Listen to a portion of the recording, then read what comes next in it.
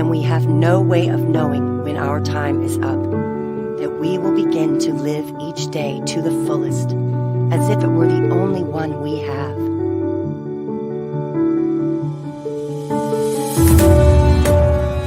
"20 years from now, you will be more disappointed by the things that you didn't do than by the ones you did do. So throw off the bow lines, sail away from the safe harbor, catch the trade winds in your sails, explore, dream, discover. The purpose of life, after all, is to live it, to taste experience to the utmost, to reach out eagerly and without fear for a newer and richer experience. To those who stay put, the world is but an imaginary place. But to the movers, the makers, and the shakers, the world is all around, an endless invitation. So the only question left to ask yourself is, where should you go now?"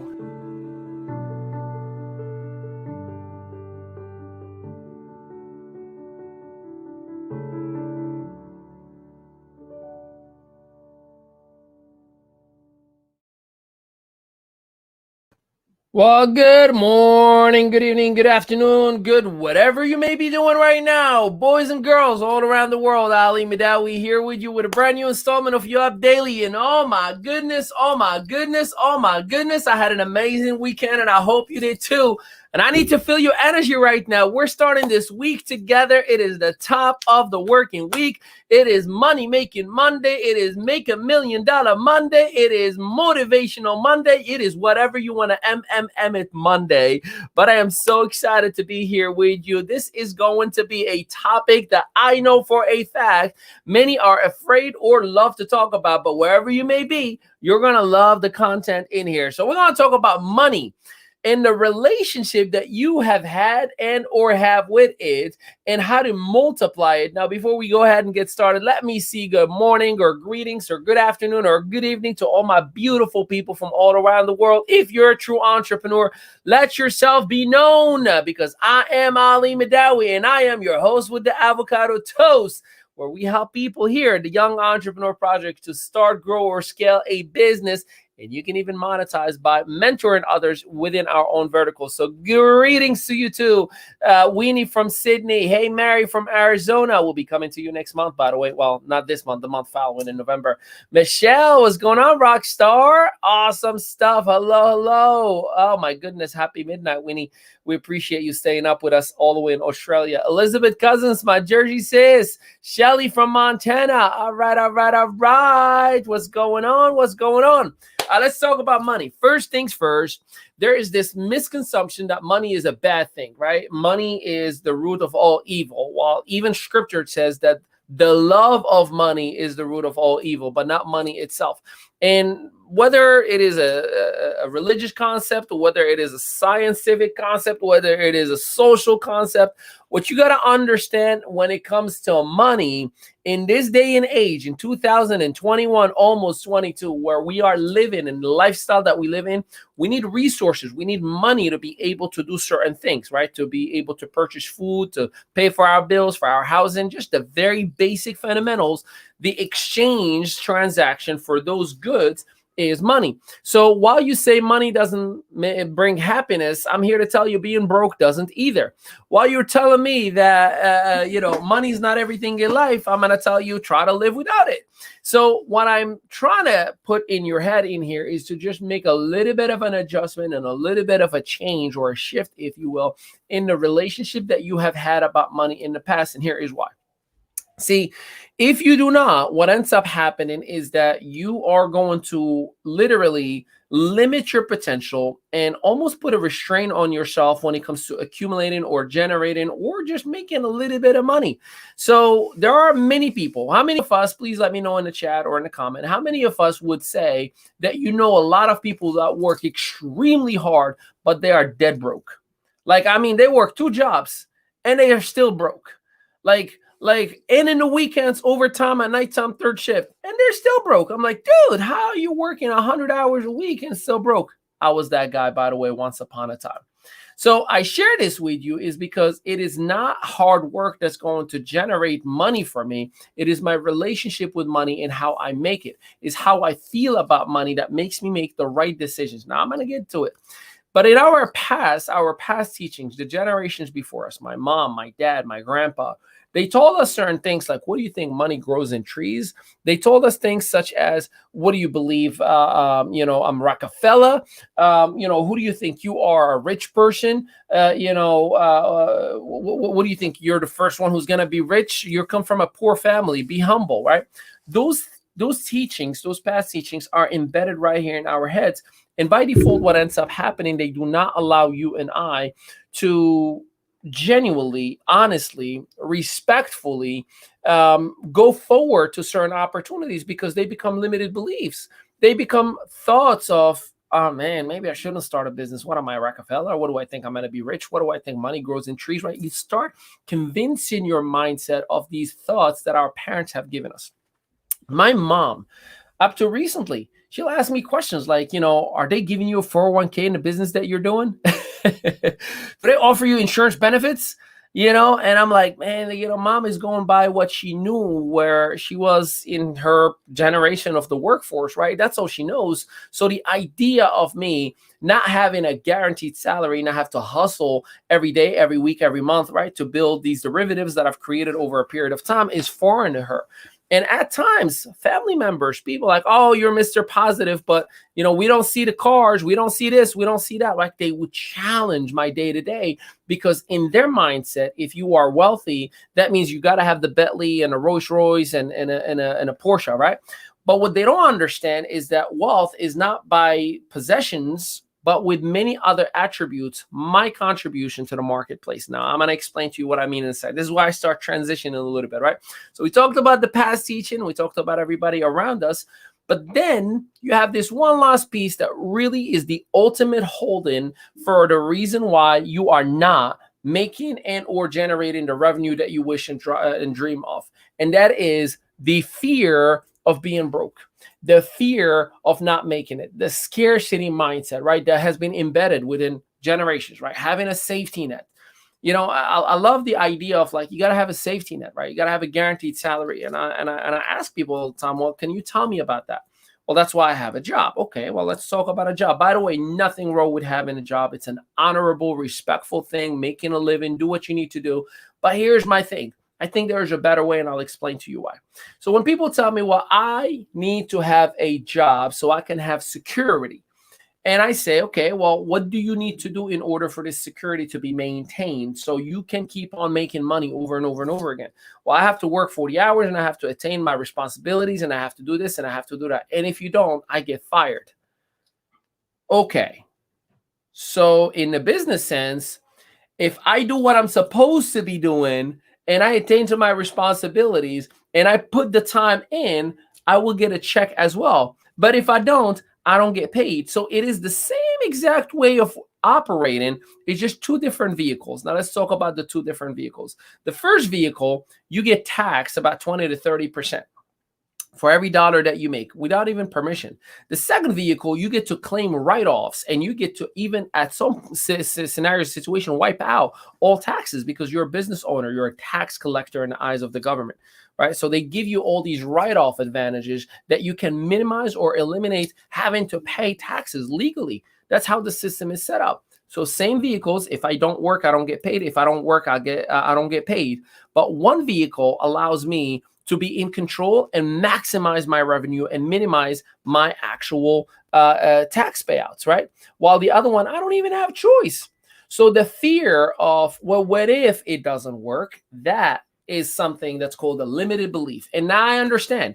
What if it doesn't work? What if I invest my life, savings on it and it doesn't work? Well, that's just like saying, what if, which happened, and I seen it before my eyes in 2009, people were working for 20, 30 years just so the economy crashed and burned and all of their retirements and life savings gone. Their 401ks went none. They became 101ks. So then what? You're going to start all over again? I've seen my stepfather who at the age of 60 plus in 2008, 2009, when he was laid off, they said, sorry, we can't afford to have you anymore. puzzled. I have to start all over again, and no one would hire him. No one would hire him.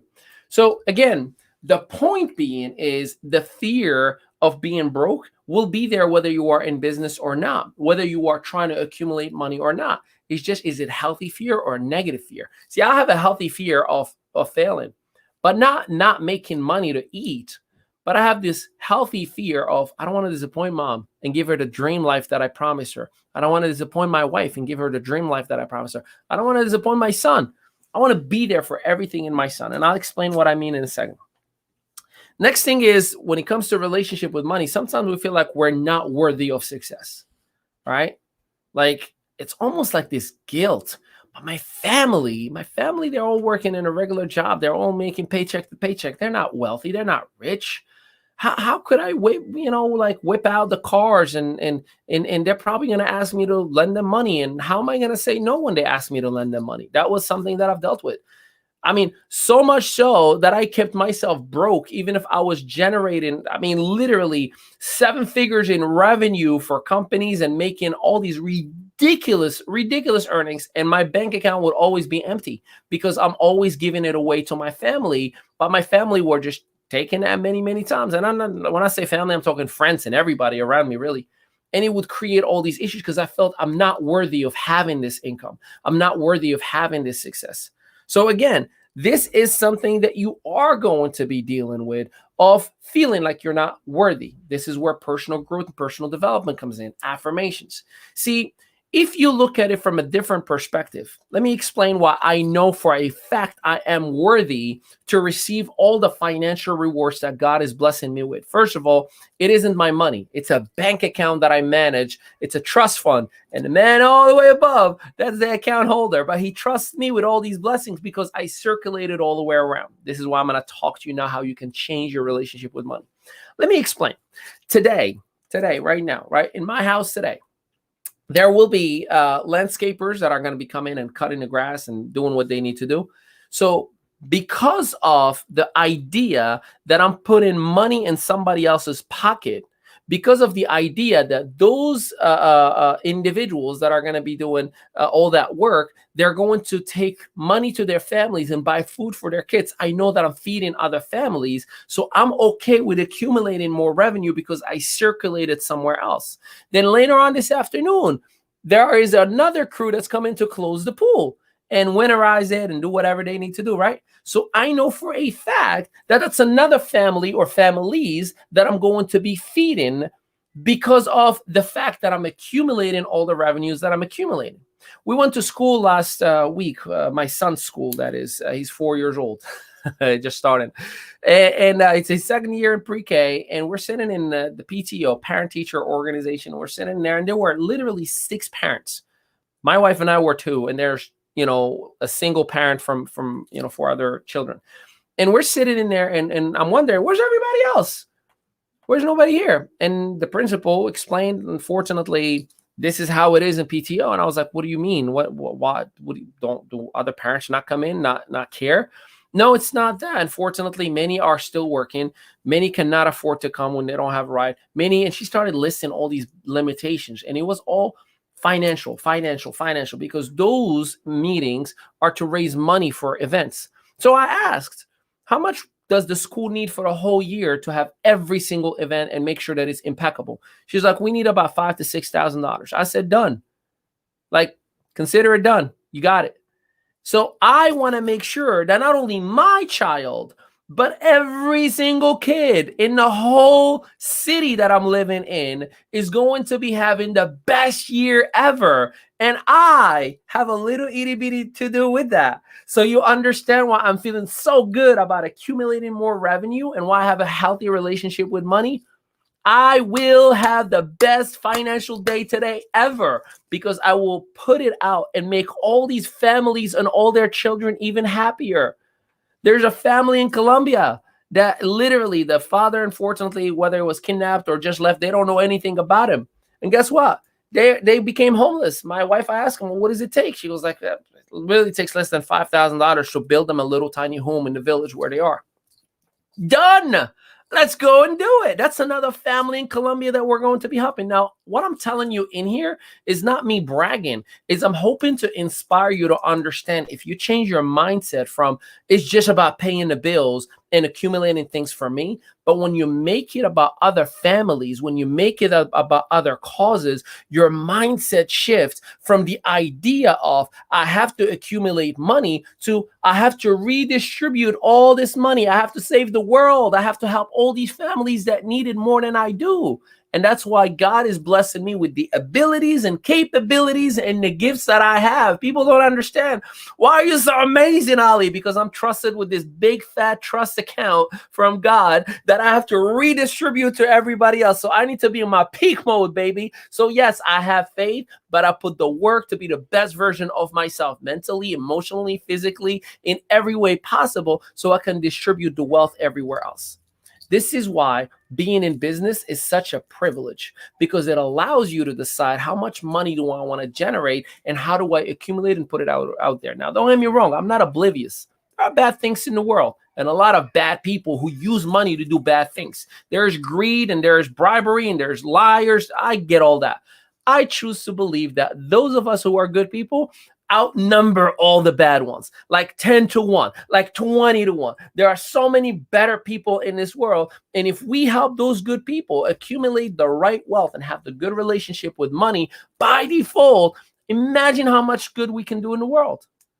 Now, last but not least, selfishly speaking, now I'm going to talk about me and what's in it for me. See, I don't miss a single practice from my son's school, soccer practice. Never, ever have I missed it. I never missed a meeting in school.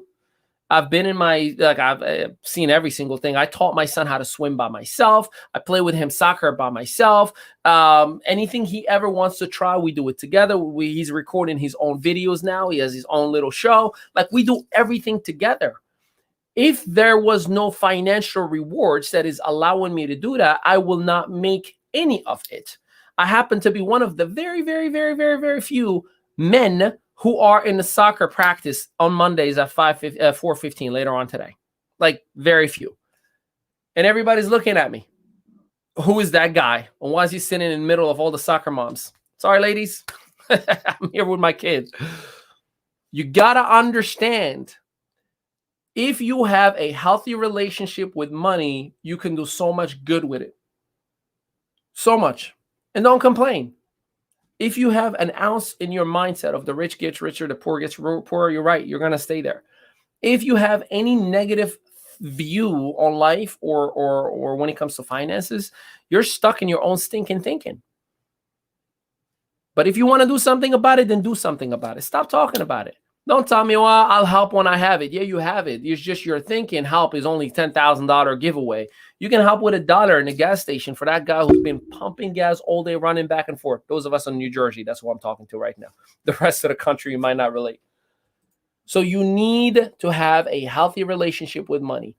Today, you need to be inspired and pumped up and say, I'm going to make the biggest income today. I'm going to make the biggest check this week. Not because I want to get possessions and accumulate houses and things. That's just a catalyst to redistributing it. Because if I buy a complex of apartments, you know how many people I'm hiring to maintain that? If I open a hotel, you know how many jobs I'm creating and how many families I'm feeding, right? If I do nonprofit things that I don't really like to highlight in here, you know how much blessings I'm bringing to the world? You need to do the same exact thing. Have a healthy relationship with money, because here's how your mind starts to shift. If I need to tithe $1 million a week, then I need to make $10 million a week. Imagine the power now and how that money gets to impact the whole city. Yeah, there's power. There's good if you are a good person, right? Like alcohol and money are the two things that expose the truth of every person, right? You give somebody alcohol, if they're a little jerk when they're talking to you, give them alcohol, you see how much of a jerk they are. Like same thing goes with money. If you're a bad person, money is going to expand that. If you're a good person, money is going to expand that. I just believe, and especially the people that I talk to every single day, my community, my peeps all around the world, wherever you may be, LinkedIn, Facebook, YouTube, Twitter, I see you everywhere. Understand, and I believe that we can do so much good if we have the resources. So let's go ahead and get those resources. Let's be resourceful instead of saying, please give me, and hopefully somebody gives me something. No, I'm going to go and get it. There's plenty of harvest, but the workers are few. All right, I hope I helped you shift your mindset a little tiny bit. This whole week, we're going to be talking about money accumulation. We're going to talk about the logic behind it and working on this thing, because by Friday, you're going to become a top earner. If you stick with me, I promise you I'll turn you into a top earner by Friday. I love and appreciate every single one of you. And until then, peace out, everybody.